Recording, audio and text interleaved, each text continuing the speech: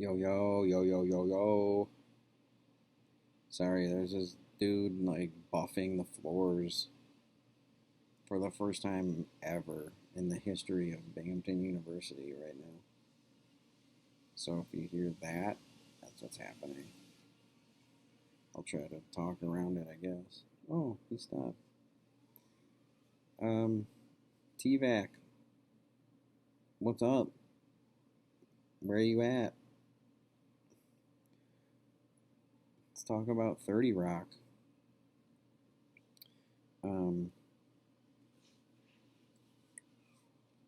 in the context of feminism or any other things, you pretty much kept it to the feminism track in your comments, and I appreciate those comments as per usual. So, um, let's get into it. Tina Fey is, I mean, I think, as important a figure as any in this, this ongoing discussion of women in television and feminism. And she's the first female head writer at SNL, so her career there is pretty sterling. And then she kind of rolled that into 30 Rock. Um, and obviously, 30 Rock is a sort of a pseudo documentary show, right? A lot of those conflicts and storylines and things like that actually happen. So, with her career, it's kind of autobiographical, I guess, is what I want to say. Um, so it's pretty meta in that it's a show about a show that's an actual show and all this kind of stuff. Um, and I, I don't want you to think that the show is strictly this feminist text, but because it deals with a lot of other issues. It's like any show. I almost expect it of any good sitcom since 2000. You kind of have to be about something. You can't just be like, it's not about the situation anymore, right? The sit part of sitcom is situation. The com part is comedy, so situation comedy. Um, and the the genre used to rely on this situation, like some crazy situation occurs and comedy ensues, right? Trying to resolve this situation. So now that it's less about the situation than it is about issues and discourse and like cool things like that. And 30 Rock, I think, was right sort of on the pulse, had its finger on the pulse of that sort of change. That's not to say that traditional sitcoms don't exist. You see, Big Bang Theory is a holdover to, Laugh Track and just all that sort of horseshit that people are just like we've grown out of almost. And your generation is so like jaded by good sitcoms that when you see it, you're like I'll show an old sitcom in TV class, and you guys will be like, wait, Laugh Track's so dumb. Like, what the fuck was wrong with people? I was like, yeah, I don't know. In their defense, many of those shows were a live studio audience, so those were actual reactions to it, which is much more passable than some guy sitting in a fucking editing room going, pressing the laugh button. Uh, so, 30 Rock, I'll give you a little bit, and I talked about this in class on Friday, just a little bit of context that might, I mean, it shouldn't change the way you think about the show, but it certainly changed the show um, itself. And that's the original unaired pilot. It exists. I have it on a DVD somewhere. And it was the same episode except there was one difference, and the difference was who was playing the role of Jenna, the star of the girly show. In the one that you saw, obviously, it's played by Jane Krakowski. Blonde, attractive, thin, like a bunch of you mentioned in your comments, like kind of a bad stereotype of what a woman is, right? But meeting all those standards of, yeah, the sort of male established standards of this is what a woman looks like and is supposed to be. The original unaired pilot, Jenna was played by Rachel Dratch. Now, if you don't know who Rachel Dratch is, she's one of Tina Fey's like dearest friends. They were on SNL together, and she played the cat wrangler in the actual pilot episode that we watched. So I asked the class, like, why do you think they made that change? Why do you think they changed that? That's the only thing they changed about the show, the original pilot. And after some blank stares and deafening silence, I can't remember who got the answer. Basically, it was they, in order to do what the show wanted to do, which is establish these different notions of femininity, right? They needed that Jenna character, the star of the show, to be like almost a caricature of classic femininity, right? And like I said in your comments, a bunch of you noted that.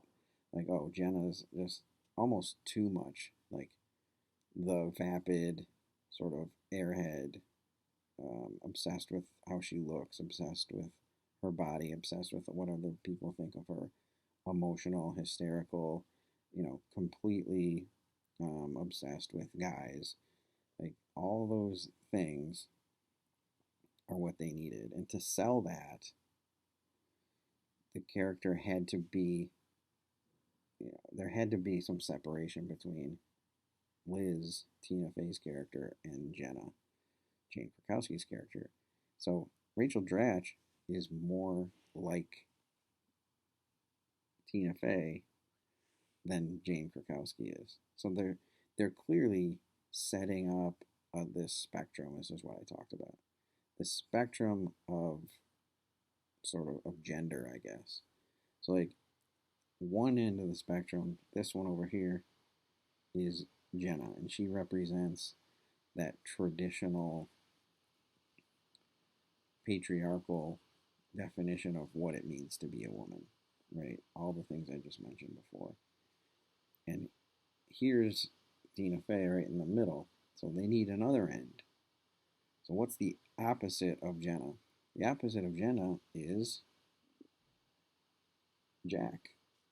They bring in Jack, who is the ridiculous caricature of alpha male patriarchy, right? He's a corporate executive. He's old. He's white. He's judgmental. He has all the power. He thinks very little of women. He thinks he can fix everything, right? He's the mansplainer, as one of you mentioned something about mansplaining. Kelly, right? He's all of those things. And here's Liz caught in the middle. And I've talked about spectrums before, I'll do it again.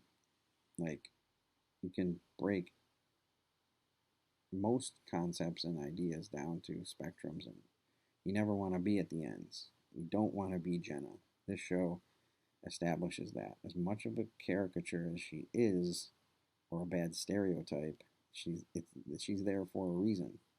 She's a cautionary tale. Jack is a cautionary tale. This type of masculinity is obsolete, or should be obsolete, or is becoming obsolete. And who's in the middle, playing both sides, trying to negotiate those ends? It's Liz. And she is the character we're supposed to identify with, male or female. Because in those situations, when there's these opposing ends of the spectrum, like the best way to move forward isn't to go to one side or the other. It's to incorporate the best parts of each to move forward. And Liz, I think, represents that. That's just a basis. I mean, this point was so important to Tina Fey to make consistently over the course of the series that she dumped her best friend from the lead role, from one of the principal roles, to make the point. That had to be difficult. And she felt bad because if you watch season 1 of 30 Rock, Rachel Dratch plays a different character in each one for most of the first season. Rachel Dratch is in most of the episodes just as a different random character. So she was probably like, I'll make it up to you. I just really need to make this point. So I think that's just a fascinating look into the making of this show. I'm just going to run through my notes, and a lot of it's the stuff we talked about on Friday, so then I'll get to your comments. Everyone hates a woman with ideas, opinions, and strength, right? Like that seems to be like the opening scene with the hot dogs, right? She buys all the hot dogs. Nobody in that line is like, yeah, I'm with you, right? Like they're like, just shut up. Just want to get a hot dog. Who cares what line we're in? Like, just coast with the bullshit. Just let it happen. Let this guy make his own line. Who gives a shit? Well, Liz does, right? And that whole scene is a metaphor for the entire series, I think. And we've seen that. We've seen that before in pilot episodes. The Cosby Show, talking to Theo about regular people. Roseanne talking. Somebody needs to stand up for us and women and blah blah blah. This too, same idea. I've just mentioned this. Liz is caught between the extremes of masculinity and femininity. Like Jenna's hyper feminine, not feminist, feminine. Jack is hyper masculine. So she's caught in between those two. But this is important too. She doesn't reject either end. Jenna's her best friend, right? And Jack is now her new boss. And she's pushed to quitting, but she doesn't quit. And that'll come back later. That's important. Dratch, they use Siri. Siri's the receptionist in the office, who's like young and attractive, and doesn't even have to do her job because of that, right? There's all these different characters that represent these types of women that as men typically, or TV has defined them, and she's that one. She's just the eye candy. Like they don't even care if she does her job. She's like, "You want to get some coffee?" She's like, "No, I'm good." Right.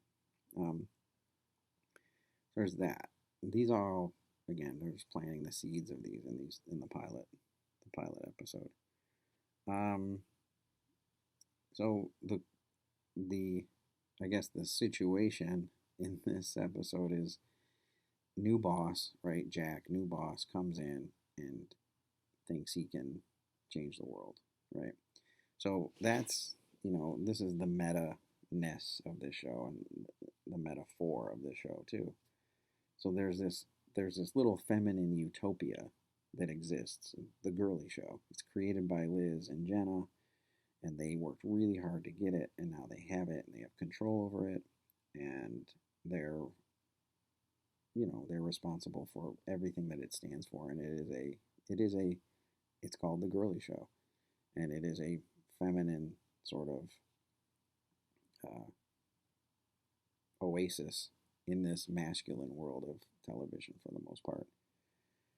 And it's immediately deemed wrong by the new male boss, the alpha guy, Jack. Immediately, you're missing these people. We need to change it. We need to add Tracy Jordan. We need to, right? And I mean, if that's not a metaphor for, you know, the world, right? Men saying that women are doing it wrong. Here's how we're going to fix it. The whole mansplaining thing that Kelly mentioned is, and Liz is saying we're not missing them. They're not there, right? This demographic that the male 18 to 35 or whatever it was demographic. So this idea that the culture decides whether or not what we're doing is right or wrong is something that a theme that I constantly think about. We'll talk about it more in the future, but a lot of times, even you might feel it. You make choices based on who you are and your identity, and you're fine with them. You don't think twice about them until or somebody else that you know, or somebody on TV or something says or implies that what you're doing is wrong. Then you start to become self-conscious about it. Well, why do we care about that? And Liz doesn't care here. She's like, no, we show's doing great. Right? It doesn't need anything that you have to offer. But that's the impetus of everything. And the show itself, and this plays out over the course of the entire series, 6 seasons, I think. It's about maintaining your dignity and your femininity in a male space, basically, right? Here's Liz. Like, how does she do this? Because how does she deal with this male power figure, this new male power figure? Not, completely give up everything she stands for just to keep her job and all those kinds of things, like we saw with Roseanne to some extent. Um, but it's a practical it's a practical exploration of that, right? This takes place at work for the most part, so we're seeing, like, same with Roseanne, the implications of these feminist choices and these identity shaping and defining things, that conflicts that she has to deal with every day. So it's not like, I just made this point this morning, it's not like with Sex in the City where the sausage is already made, the feminist sausage is already made, and they're just like, oh yeah, it doesn't show how it's made. Like, I feel like Roseanne and 30 Rock show how that feminist sausage is made, right? It's decisions and lots of identity crises and things like that go into it. It's more than just like snapping your fingers and, oh, everything's great now.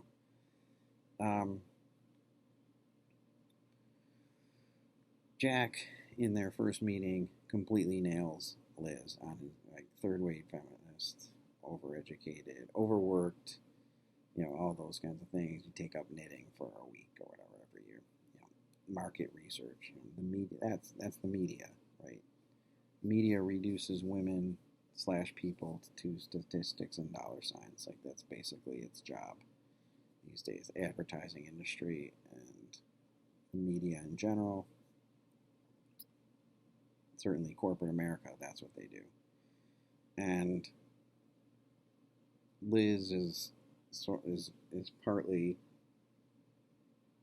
upset by this fact because he did nail her. I think she constantly is seeking to break, to to divert herself from that definition as the show goes on. What else we got? Can't even read that. Oh, using the backdrop of show business is interesting because it's been for so long a male-dominated, still is a male-dominated industry. So for a couple of you mentioned it in your comments, like for Liz to have this position of relative power, like she's the showrunner, she's the head writer of this show. There aren't too many guys ahead of her or above her in terms of power. Um, is interesting. How does she maintain that too, right? In her relationships and things like that. I can't remember who mentioned it Friday, but um, Tracy's rant in the diner about um, white dudes injecting AIDS into our chicken nuggets, balanced with the very cogent point about um, the patriarchy wants to keep women and minorities in conflict with each other, right? um, that's another theme of the show that would sustain itself.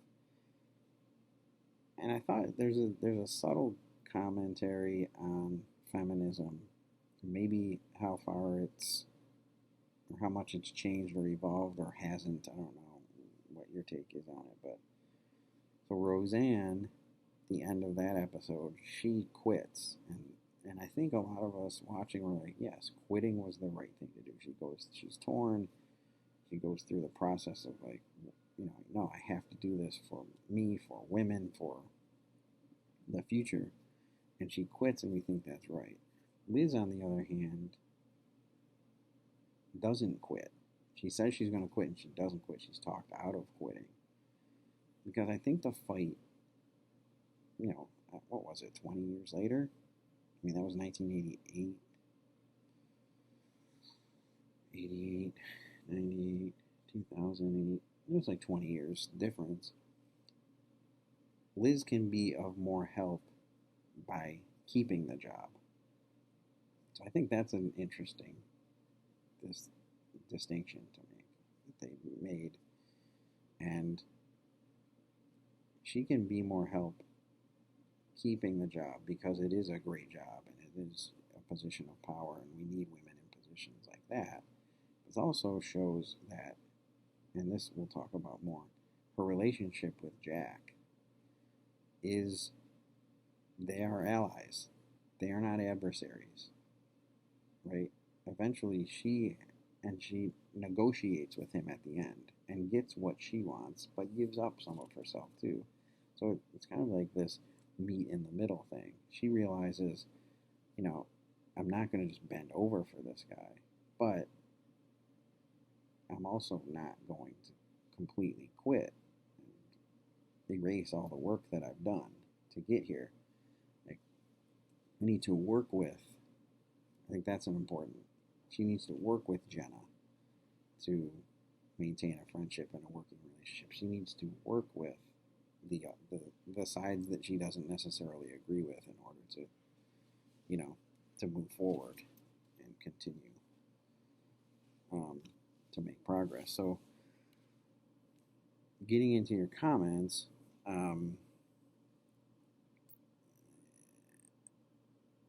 that's what I was. Peter mentioned this idea like kick them back. Like if someone kicks you, kick them back. Like I don't see it that way. I guess that is the case in the hot dog thing. But with Jack, it's not that way, right? I was just talking about this. You need to work with the opposition. Don't just kick them back. Say, oh, now we're even, because you're not even if you've just kicked them back.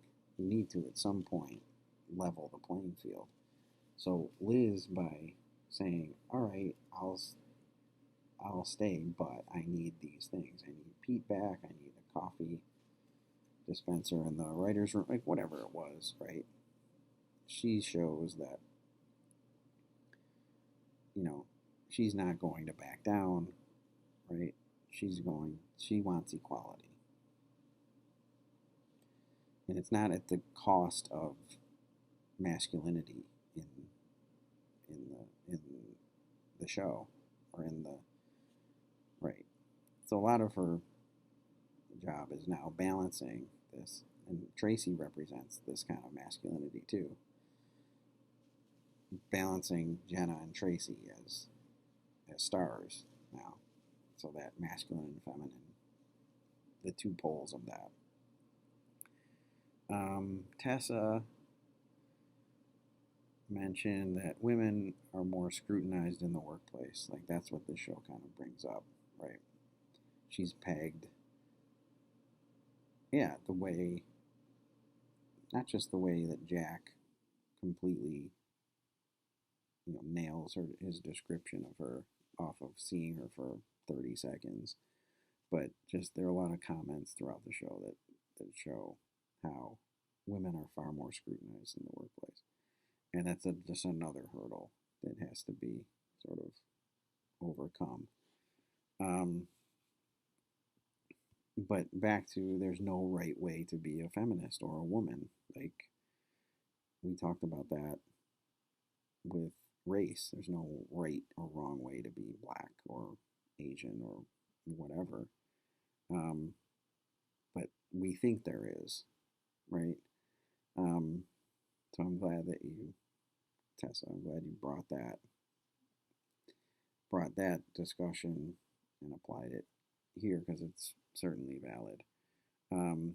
But the Jenna Liz I mentioned earlier with the whole Rachel Dratch thing, Jenna is the stereotype to make a point, right? And I know a couple of you were like, I understand that that's what it's for, but no, but it's a difference between using stereotypes to perpetuate negativity for laughs or jokes, and using stereotypes sort of against themselves to make a larger point. I mean, I've said this before in class.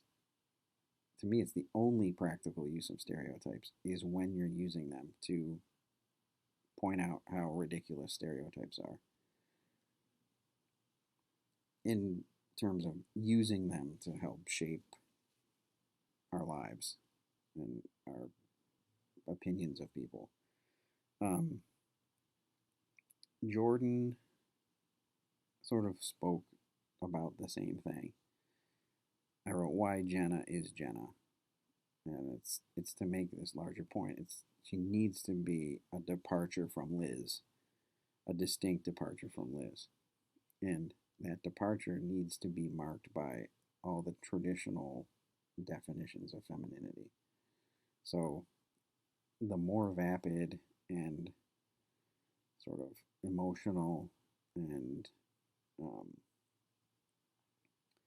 obsessed with appearance Jenna is, the more we're supposed to mark, the more we're supposed to look at her relationship with Liz and say, oh, I see what you're saying, right? Exaggeration to the point of realization. Like, that's something that is, it's a comedic tool. The thing you're exaggerating most is the point you're trying to make the most firmly, I think. So I think in this case, Jack and Jenna, they're supposed to be caricatures of male and female to a point.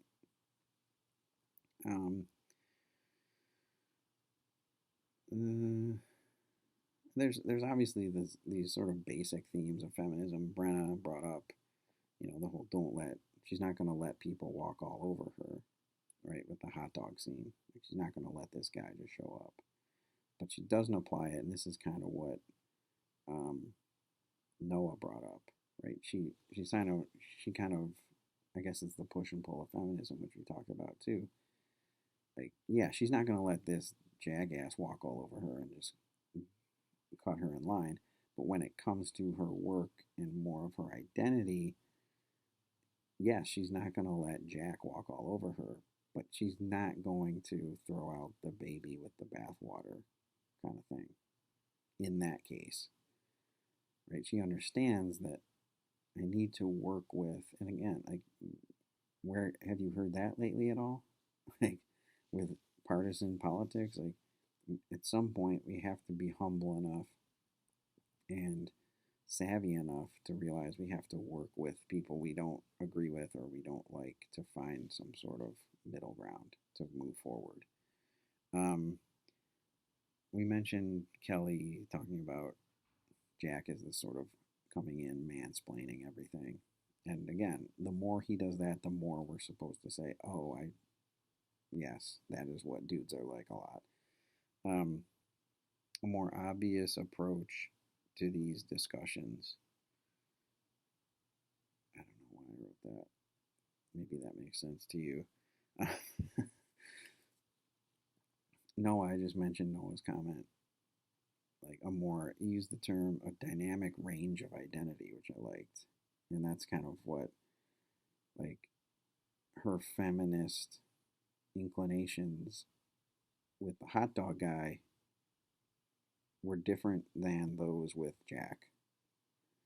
And how it has to, you have to sort of shapeshift it a little bit to, um, you can't just have this sort of monolithic approach where it's like, which we have done with feminism in many cases. It's become this fucking and shopping, as we talked about, but or it's like all men must die. Like that can't be, you know, that can't be the end. Um, it it evolves and it changes by, per situation, per person. Like it needs to be sort of more fluid, I guess.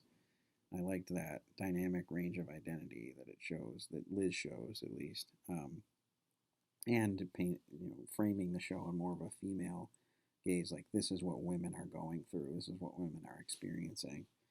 Um, Melissa just had this definition. It sounded like it was like out of a textbook, which was fantastic.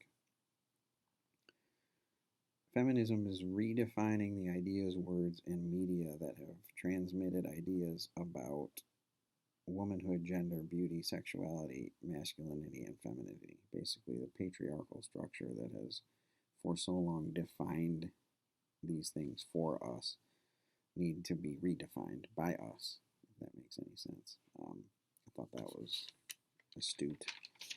And then I love Summer's comment about Liz is a criticism of third wave feminism. I loved that because I hadn't really thought about it that way, right? If we're setting up,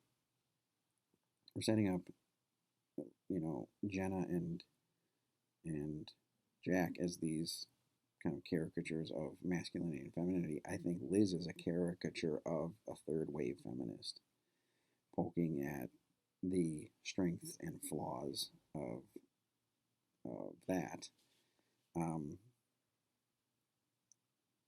and how third wave feminists in many ways have fractured the movement into I'm doing it right and you're doing it wrong, right? Mothers, genotypes, if they're feminist or what have you, breaking it down that way. Um, that's a, I think that's a good take on that. And Thomas talked about it too in his comment about these characters are stereotypes, but it's not for the reasons that typical reasons that sitcoms use stereotypes. This is to completely dismantle them, I think. Um, yeah, it's an interesting show, and they deal with a lot more than just that stuff. But I think the pilot would indicate the choices that were made would indicate like this is a show about feminism. But Summer's point about critiquing even third wave feminists, critiquing the movement itself, I think is important to do, and it's something I really hadn't thought about. So thank you for that, Summer and other commentators. You know me. There'll be another video on Wednesday, so you'll be sick of me before it's over. See ya.